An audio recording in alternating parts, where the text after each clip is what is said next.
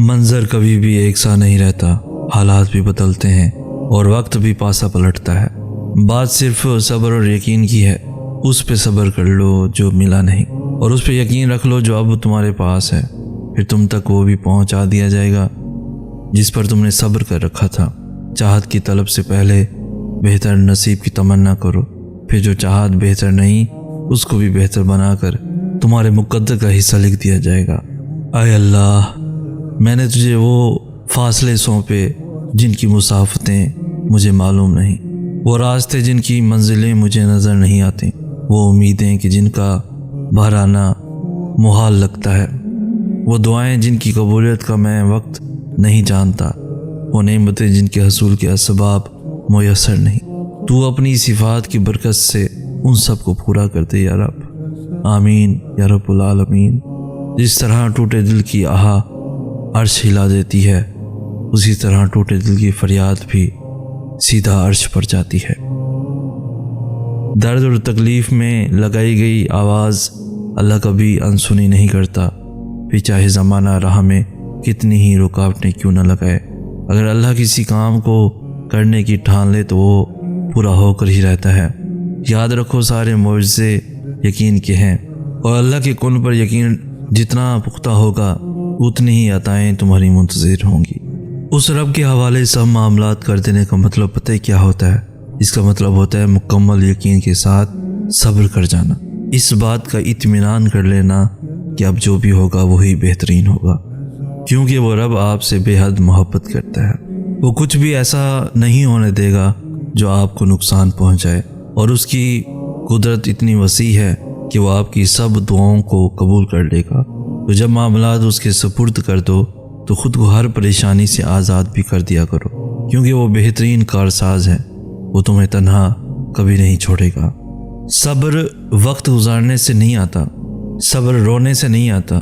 جتنا مرضی خوش رہنے کی کوشش کر لو، جتنا مرضی ہنسنے کی کوشش کر لو، خود کو تسلی دو کہ سب ٹھیک ہے۔ وہ تکلیف اس وقت کے لیے تو کم ہو جائے گی، مگر دل کے اندر ہی کہیں خاموش ہو جائے گی۔ صبر تب آتا ہے جب صبر دل سے کیا ہوتا ہے، مجبوری سمجھ کر نہیں، فرض سمجھ کر نہیں۔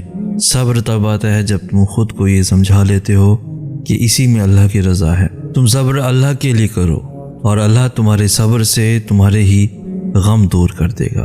اور اللہ تب تک معجزے لاتا ہے جب تم سب کچھ ختم ہو جانے کے بعد بھی دعا کرتے ہو، اس یقین کے ساتھ کہ اللہ کی دسترس سے باہر تو کچھ بھی نہیں۔ یہ کبھی مت سوچنا کہ تم جہاں ابھی ہو، اس تکلیف میں اس وقت ہو، ہمیشہ ہی اس میں ہی رہو گے، یا تمہاری دعا اب تک سنی نہیں گئی تو کبھی نہیں سنی جائے گی۔ جیسے توبہ قبول ہو جائے تو یاد گناہ بھی ختم ہو جاتی ہے، بالکل ویسے ہی جب اللہ کو تمہارا صبر کرنا پسند آ جاتا ہے تو وہ ہر اس یاد کو تمہارے دل سے نکال دیتا ہے جو تمہیں بے چین رکھتی ہے۔ وہ دل مطمئن کرنا خوب جانتا ہے، اور یوں تم مطمئن ہو جاؤ گے یہ جان کر کے جب تمہارے پاس سب تھے تب بھی وہ تھا، اور جب کوئی پاس نہ تھا تب بھی وہ تمہارے پاس رہا۔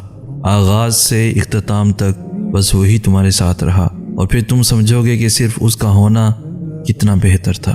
ان منزلوں پر خوش ہو جاؤ جو اللہ نے تمہارے لیے چنی ہیں، پھر وہ تمہیں ان منزلوں تک خود ہی لے جائے گا جن تک تم پہنچنا چاہتے ہو۔ تمہارا یقین اور تمہاری دعائیں ہی تمہارا مقدر ہوتی ہیں۔ سورہ توبہ میں اللہ تعالیٰ فرماتے ہیں، کیا تم اس قوم سے نہیں لڑو گے جنہوں نے اپنی قسمیں توڑیں اور رسول اللہ صلی اللہ علیہ وآلہ وسلم کو نکالنے کا ارادہ کیا، حالانکہ پہلی مرتبہ انہوں نے ہی تم سے ابتدا کی تھی، تو کیا تم ان سے ڈرتے ہو؟ بس اللہ اس کا زیادہ حقدار ہے کہ تم اس سے ڈرو۔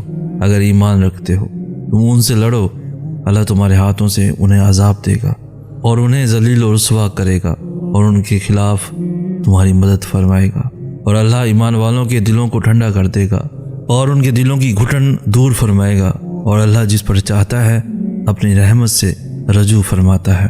اللہ علم والا، حکمت والا ہے۔ جو جتنا اس رب کے قریب ہوتا ہے اس کی آزمائش بھی اتنی کٹھن ہوتی ہے۔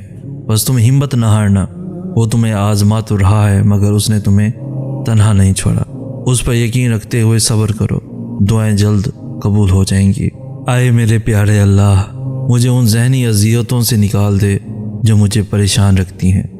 میرے حال پر رحم کر، جس بات کو لے کر تیری ذات سے دعا گو ہوں۔ اس میں میرے لیے خیر کا معاملہ کر، مجھے ہر وہ سکون اور خوشی عطا کر جو تیرے سوا کوئی نہیں دے سکتا۔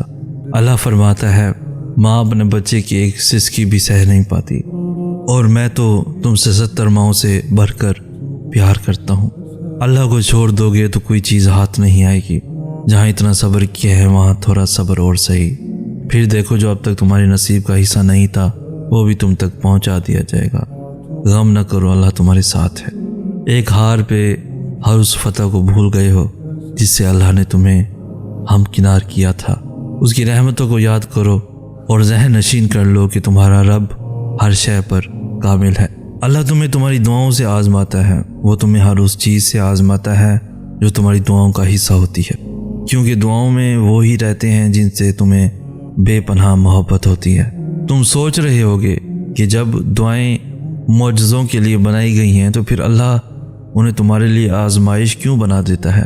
وہ ایسا اس لیے کرتا ہے کیونکہ دعائیں توکل کی دلیل ہوتی ہیں، اور اللہ کہتا ہے کہ تمہیں کیا لگتا ہے کہ تم کہو گے کہ میں ایمان لایا اور تمہیں آزمایا نہ جائے گا؟ جب تم یقین کا دعویٰ کرتے ہو تو سب سے پہلے اس یقین کی گواہی تمہارے دل سے لی جاتی ہے، اس لیے ہر اس شے کو تم سے دور کر دیا جاتا ہے جس کے بغیر تمہارا دل دھڑکنے کا تصور بھی نہیں کر سکتا۔ تمہاری سانسوں کی وجہ چھین کر اللہ دیکھتا ہے کہ کیا اتنا توکل ہے تمہیں اس پہ کہ تم اس پہ یقین رکھ کے سانسیں لیتے ہو، اور جب تم اس کی رضا کے لیے یہ بھی کر گزرتے ہو تو وہ بھی تمہاری رضا کے لیے کن کی ہر حد سے گزر جاتا ہے۔